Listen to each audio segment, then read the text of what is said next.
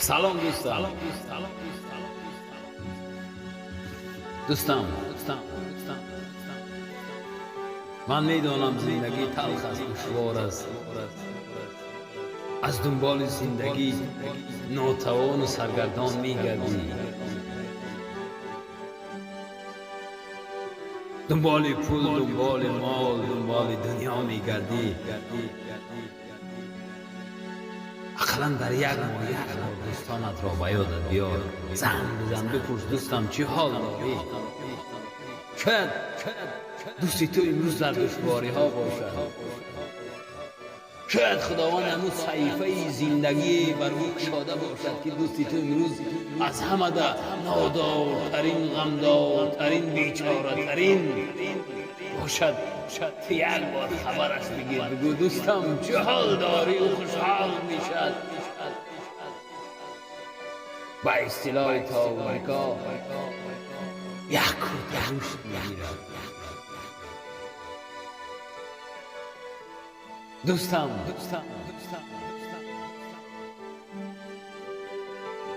بی‌مهر مباش. میدانم پول داری، مال داری، گاهی از ما واری مردم بیمال یاد کنیم.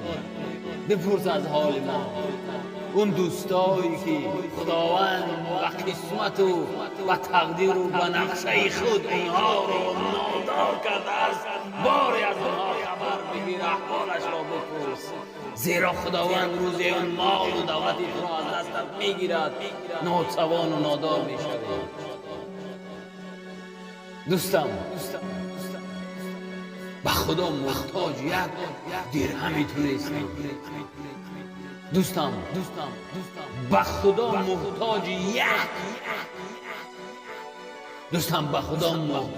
یک زنگ و علاقه‌ای تو نیستم، اما یک ناموسی دوستی مرا ویران میکند که از تو باری سخن گویم و از احوالت بپرسم. اما هر باری زنگت میزنم تو یک باروی درشت گپ میزنی، من خجالت میشوم. به خدا چند بار بعد از خاموش کردن تلفنم اشک ریختم. دوستی من این خط بی‌مهر شده است. دوستم به خدا خطا میکنی. دوستم گفتم گو روزی میشد که خداوند دولتت را از دست میگیرد. فقط یک بار از من، برای من از تو یگان چیز لازم نیست. فقط یک بار بگو دوستم خوب هستی، چه حال داری. این کافی است. دوستان زود از دوستان خود خبر گیرید.